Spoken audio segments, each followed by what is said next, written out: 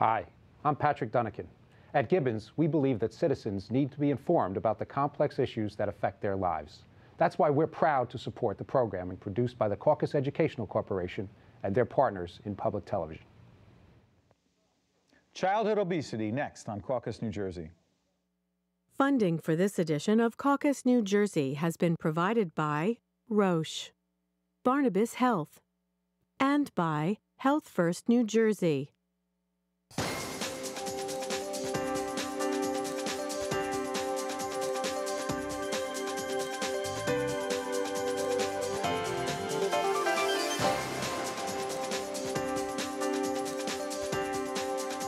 Welcome to Caucus, New Jersey. I'm Steve Adubato. You know, obesity is a growing epidemic in the United States. Nearly 1/3 of all of our children are obese or overweight. Joining us here in the studio to talk about this alarming and concerning epidemic are our good friend Dr. Kendall Sprott, been with us many times, acting chairman of the Department of Pediatrics at UMDNJ. Melody DeGaetano, pediatric dietitian with the Lifeline Challenge to Healthy Living program at Clara Maass Medical Center Foundation. Jeff Halevy, behavioral health and fitness expert at Let's Move, which is an organization we'll find out a lot about. And also Dr. Ismael, Calderon, science director at the Newark Museum. You have a program called Generation Fit. What's it do? Steps to a healthier lifestyle is an exhibit, interactive exhibit that teaches about nutrition and exercise. At the Newark Museum? At the Newark Museum. What is the Newark Museum doing, being involved in a fitness program and trying to get kids to deal with obesity? What's that all about? The Newark Museum is a 100-year-old organization that's been embedded in the neighborhood and the activities of the neighborhood. So when we saw that this was a national issue, we decided that we needed to step in and be part of the effort to try to alleviate and come up with some solutions with the problem. Is this really what it comes down to, Doctor? I mean, together with our friends at Roche, who are obviously concerned about this as well, that everyone has to be involved in it? I mean, this isn't just for the clinical community, not for just broadcasters and the media. It's for everyone. Talk about it. Yeah, it's a national problem that has huge implications. You know, childhood obesity is linked to diabetes, especially the type 2 diabetes, which is responsible for the major cause for renal failure, which is the major cause for dialysis. It's a huge, huge health-related problem and economic problem for this country. How do we get this bad, Jeff? Talk to us about this. I think that there are, a number of contributing factors. Lifestyle factors certainly play heavily into it. Not that I would not consider myself old, but I certainly played less video games. I spent more time outside. And, even growing up, the foods that I think are commonplace for a lot of kids today were a treat for me. I mean, I remember even going to McDonald's was, a very occasional treat, whereas now the convenience of it, I mean, it's a commonplace. It's an everyday food for many families. Did it creep up on us? Did it creep up on us, or did something just happen in the last few years? I don't believe that something just happened in the last few years. We can see this trend beginning over decades, but I think, as Jeff said, everything is so much more accessible now, and the level of activity, the safety of our communities has changed. So just the physical activity level has declined, the access to some of these foods, and the media portraying it in commercials over and over again. When children are home watching this, it becomes a more in-your-face issue. What's the whole Lifeline Challenge thing that you're involved in? Well, Clara Maass Medical Center created the Lifeline Challenge. Which, full disclosure, is part of the Barnabas Health System, Yes. One of the underwriters of this program, so go ahead. It created this program to be an after-school nutrition education and physical activity program. It's pretty unique that it's combined the expertise that Clara Maass has to offer with the communities, and we reach out into the elementary schools, and we go in and we teach them on a daily basis, weekly, that we do nutrition education and physical activity so that we can promote healthy and active lifestyles. Is that the role of a hospital, a healthcare system? No, but in order to complete the spectrum of prevention that we want to see in our community, we need to connect all of the pieces. We need this community agency, this Clara Maass Medical Center, to connect with the schools, to reach out to the children, to educate them. This is interesting because, Dr. Sprott, you've been with us so many times over the years helping us understand these things. I always wonder, because my wife and I, we try to do the right thing. We try to exercise, and we try to show our kids the right way, and it works and it doesn't work, you know?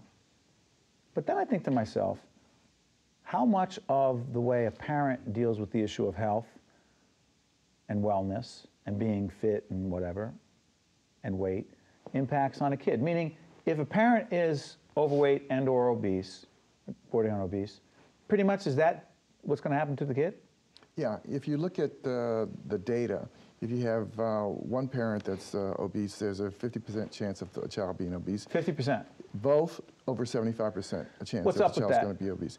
Well, I think, you know, we talk about activity and exercise, and I think it's a real component, but I think the real issue is how much we are eating today in terms of calories more. You know, when you talk about what happens, you know, these companies are very, very smart about how they market and how they... Oh, what do you mean? Back up. Well, give us an example. I'll give you an example in terms of, and part of his exhibit. It has the idea The exhibit of, at the Newark Museum. At the Newark Museum, they have these smells that influence your attractiveness for food. And then they determine what the components are that make you want to eat more. So salt and sugar and sweet. So these are things and you couple it with fat, and you got the trifecta in terms of calories. And so Wow. we're consuming a lot more calories today than we ever were. And to Jeff's point, you know, fast foods, they're part of the daily diet of many kids. And part of it has to do with the fact that people are busy.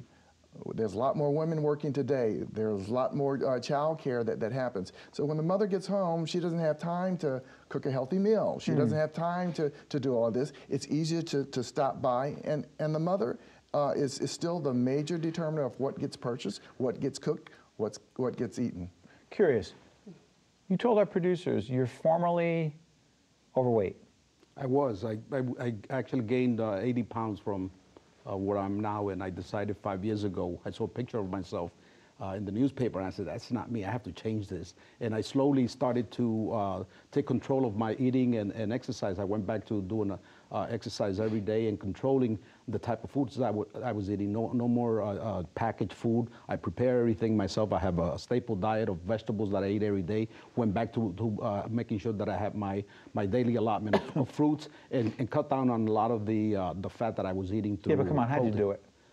Through discipline. It's all discipline. Is it just hard work? It's hard work, and you have to kind of picture yourself. You know, when you're overweight, I like to dress, and you know, so you want to be sharp. And sometimes when you have that issue about self-image, and when you're overweight, you don't see yourself as sharp. So what I did, I imagined myself summertime, nice white outfit in the beach, having a cocktail. You know, that's part of it. You know. Yeah, I'm hearing you. Let me tell you something. Let's put it out there. Vanity is a powerful motivator. Exactly.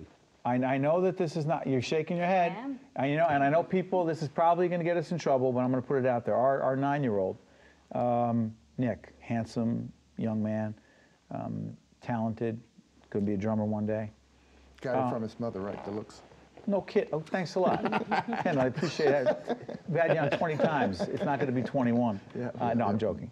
But I noticed he's becoming very aware. He was going to a party recently, some young, it was going to be the first time boys and girls were going to be at a party together. And I was aware that he was talking to his mom and talking to me about his hair, and he went through this and that, and put the gel in his hair, and get a little bit of thing over there and cover it up. Long story short, I noticed he started talking about clothes and how he looked in the clothes and skinny jeans. He wanted to get into the skinny jeans. That's right. Is that a short term? But that's Who cares what it's going to take him if he's going to eat healthier? Because I think that we all know we're talking about the same thing, and maybe that's even why you were shaking your head, but we're all talking about creating a shift in identity, in who we actually are. So the reason that you were successful wasn't, you know, for these superficial or vain, you know, reasons. It was because you were making a shift in who you fundamentally are. When your son wants to go to a party, and let's say you're saying that vanity is part of the equation of his preparation, I would argue it's not vanity. He wants to be cool. He wants to be a cool kid. He wants to be accepted. So we're talking more about identity more so than anything else. And I can tell you this much, that when anybody ever makes a permanent change in their physical health, it's because of identity. It's because you saw that picture and you said, I'm not that person. I'm someone who... But listen, I'm not arguing that vanity is some long-term I'm saying that whatever triggers, whatever incents someone to get it going, long term is not going to last, obviously. But for you, you were describing, you put on, I don't know what white outfit you were talking about. No, that beach outfit, that nice beach outfit when you're out there looking good, you know.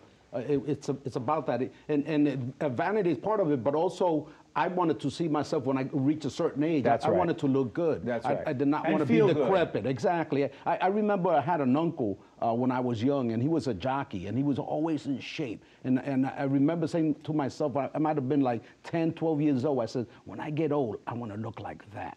Because I know my perception, looks sharp, looks healthy, and that's what I want to be. When I saw that picture of myself, I said, you are on the wrong road, and you better take some corrective measures So now. the point is, whatever it takes to get someone started, obviously longer term, it takes a whole range of things in terms of habit with respect to exercise and diet and complex stuff, and each person is different. But we do know this, we do have an epidemic, okay? It is costing the country. What is it costing us? $147 billion in health. How do we come up with this? How do we have any idea of this? How do we have a sense of this? Where is it costing us? And what? In terms of the health care. One of them is dialysis, but diabetes and all of the money that's spent on that. But, you know, Steve, one of the things I wanted to point out, and that is that sort of what's not happening is that a lot of folks don't perceive that the way they look is a problem. Yeah. So being overweight is not a problem to the mother. It's not a problem for the kid. And when you start to talk about it, you recognize that they don't really see it as an issue. And so you'll see, you know, people like Heavy D or CeeLo who are overweight, who now are cool, and that sort of allows folks to say that maybe it's okay for me to be the way that I am, when it really isn't.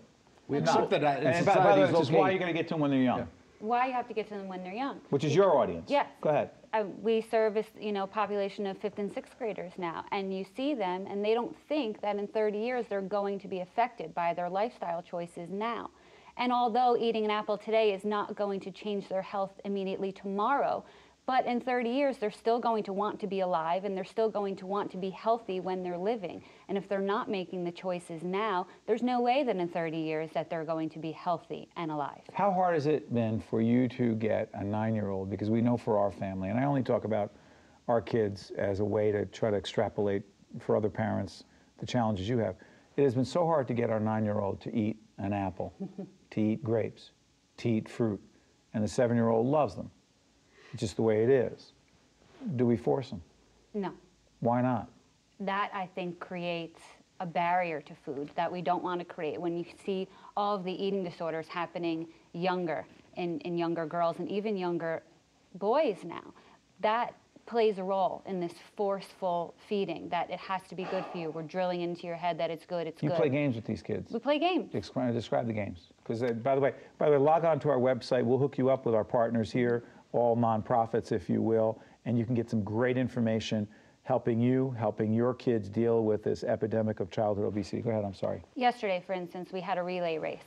We had at two one of the teams. schools? At one of the schools, okay. Yes. They had to be on 2 separate teams, healthy foods and unhealthy foods, where they had to run down the full length of a basketball court and back, and each time they would write a food on their list that they thought was either healthy or unhealthy. The foods that these kids came up with was fascinating. They would think peanuts are unhealthy because of the way that we promote fats as being unhealthy. But in a way, what we try to teach them is that peanuts in their portion size are a great source of protein and an alternative for less healthy meat products. But they think that peanuts, olives, olive oil are all unhealthy. But portion control is huge. Portion control is huge. And like Dr. Calderon had mentioned before, that's part of the hard work that you have to do to make a lifestyle change. It's not a magic pill. It's not one of these TV diets that you see. It's hard work, and it's educated choices. And with a decision your about life. portions. Say it again? People don't understand portions. What do you mean? We did research out in the community and put out, what's the size of a steak that you should eat, or an apple, or, any food item. And they overestimate all the time, so they eat much more than they should be eating. If I may interject on Sure, that just for a moment. The thing is, I personally, I know this is probably heretical to you, but I don't think calories are the enemy. I don't think calories are the issue at all. I think the quality of what we're eating is the key issue, because when you eat healthy foods that are nutrient dense, you get full on a lot less than when you eat garbage. Sure, you can fill yourself easily with 3 Big Macs. Those will go down, I don't know about you, but someone might fill themselves easily with 3 Big Macs. I'm a Burger King guy. Well, when I go bad, I go Burger King. I'm using it in a generic sense, of course. But when you eat foods that are nutrient dense, you fill up much faster. Think about the last time maybe you had grilled salmon and vegetables, and how quickly you feel full when you eat a food like grilled salmon, for instance. People fill up. It's very difficult to overeat a food like that. Extremely difficult. It's extremely difficult to overeat apples. Okay. I'd love to see you get stuffed on apples. I guarantee you don't make it past the when you're eating those foods, when you're eating those foods, your body has to burn more energy, so you're burning calories. Okay, but you're working with high school kids. Yes. You're not talking to them about salmon. Sure. So I will let me dial I want to understand the Let's sure. Move thing. And I respectfully, I know it's not about salmon. Sure. So we're all familiar with Michelle Obama's Let's Move campaign, which has been phenomenal in its ability to raise the awareness about childhood obesity, which was really something that nobody was talking about all that much up until a couple of years ago, and especially here in New Jersey, when we look at obesity rates, and then especially in Newark, where I work, where half the kids in Newark are overweight. Half of the kids in Newark are overweight. That, 1 in 4 distinguish are that? obese. I'm sorry. Okay, I'm sorry. I interrupted you. You're going to give the other statistic. Yes. So half the kids in Newark are overweight. So they're seeing rates that are much higher than the rest of the country. And for me, this was sort of like ground zero. And Cory Booker is the co-chair of Let's Move. Newark. Correct. Mayor of Newark, and all around amazing guy and advocate of healthy living. And the mayor and I met each other, really hit it off, and there was an idea that I was going to actually do in New York City, where I live, although I did grow up right here in Jersey. And I wanted to have the 5 boroughs compete against each other to see which borough moves the most. We transplanted that idea to work with high school freshmen in the 5 wards of Newark. So Newark is broken up into 5 different geographical areas. We took 1 high school class in each one of those areas. So we had 300 students in each school, 1,500 students total. And we used measuring technology. It's called Let's Move Newark Our Power. Our Power is the actual program. L.M.N.O.P. L.M.N.O.P. Go ahead. Very convenient to remember. And what we did Cory Booker is very good on the marketing. That was me, not Cory Booker. Okay. Yeah, but trust me, he'll take it and go with it. But that's if he wants to. That's a good thing. More power to him. So real quick, what happened with it? So long story short is using tracking technology and incentivizing. We used wearable accelerometers, which track all of your daily physical activity.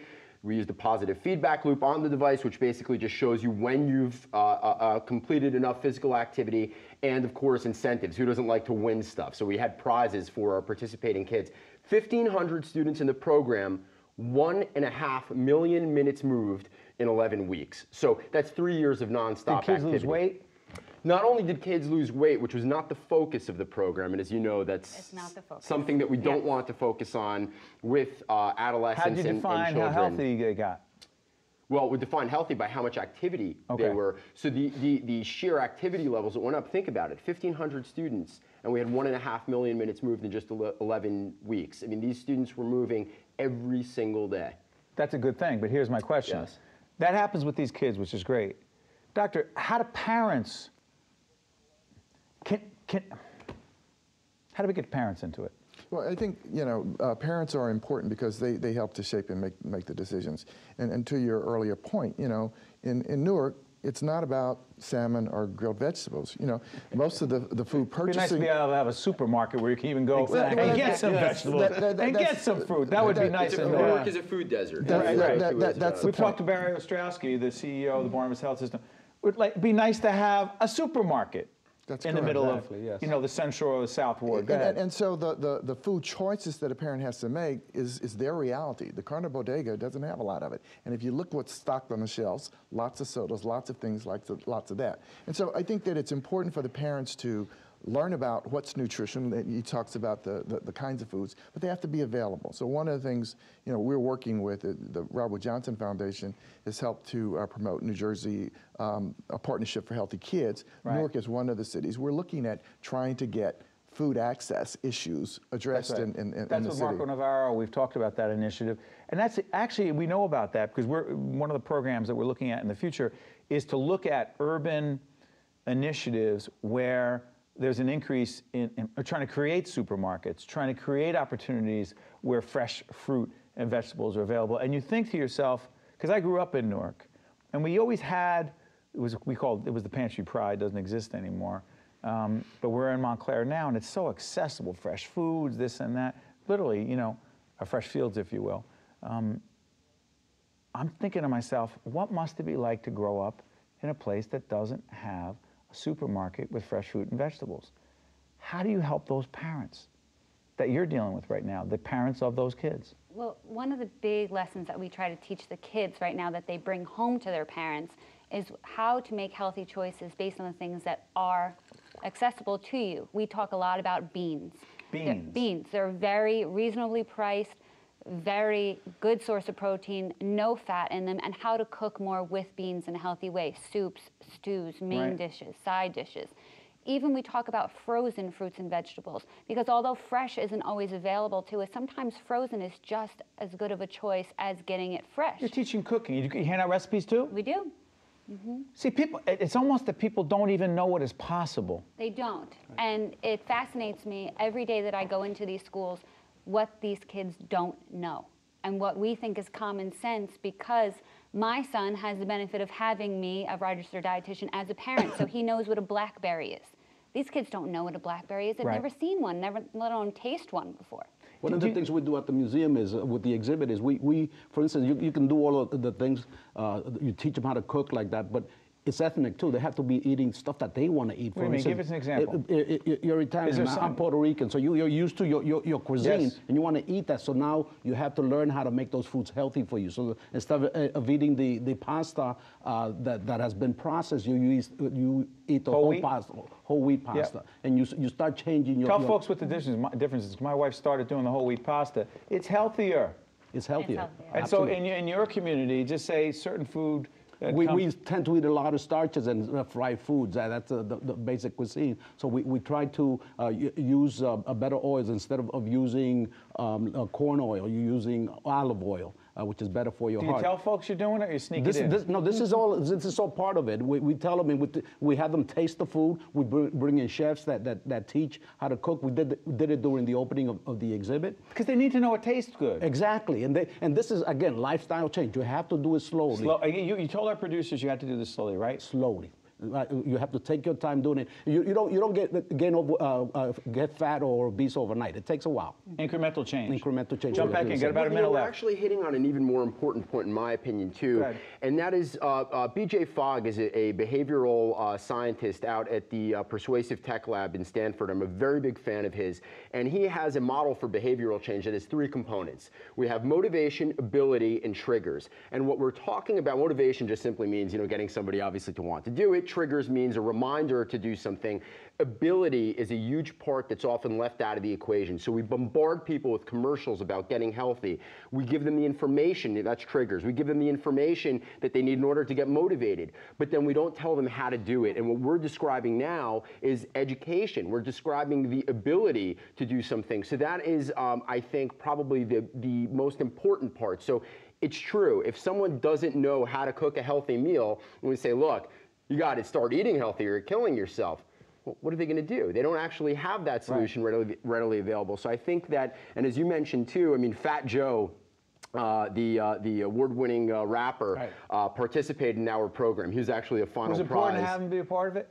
I think it was incredible to have him be a part of it, especially because of his relatability. He grew up eating a lot of the same ethnic foods that the children in the program ate, and he could very easily explain, hey, look, the fried plantains, they got to go. When you have fried plantains and rice and the bread, you're eating sugar and sugar and sugar. Not to eat, but just eat right. Be mindful of what you're putting in. Exactly. But the messenger sometimes matters. Yes. Okay, you got a few seconds left, Doctor.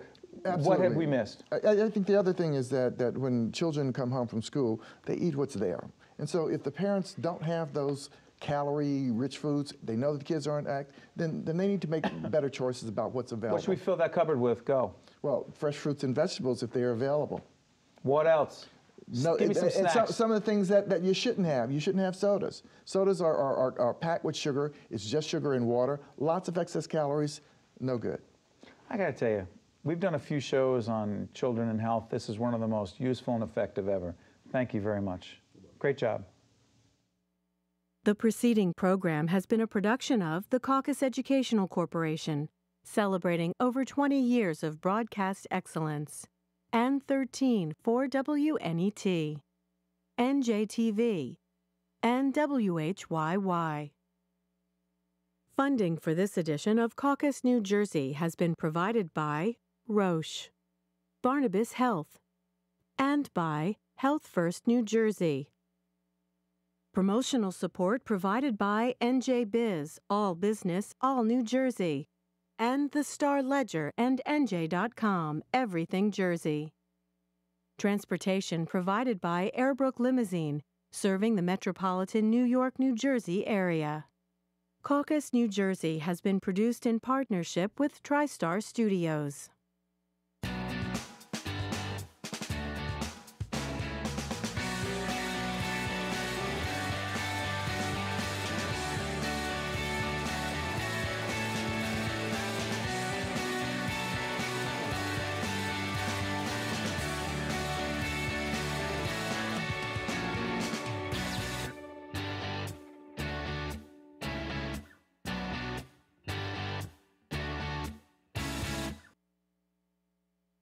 This is One-on-One. Join me as we get up close and personal with some of today's most compelling personalities. This is one you can't afford to miss. Weeknights at 7 and 11:30 p.m. on NJTV and 12:30 a.m. on 13.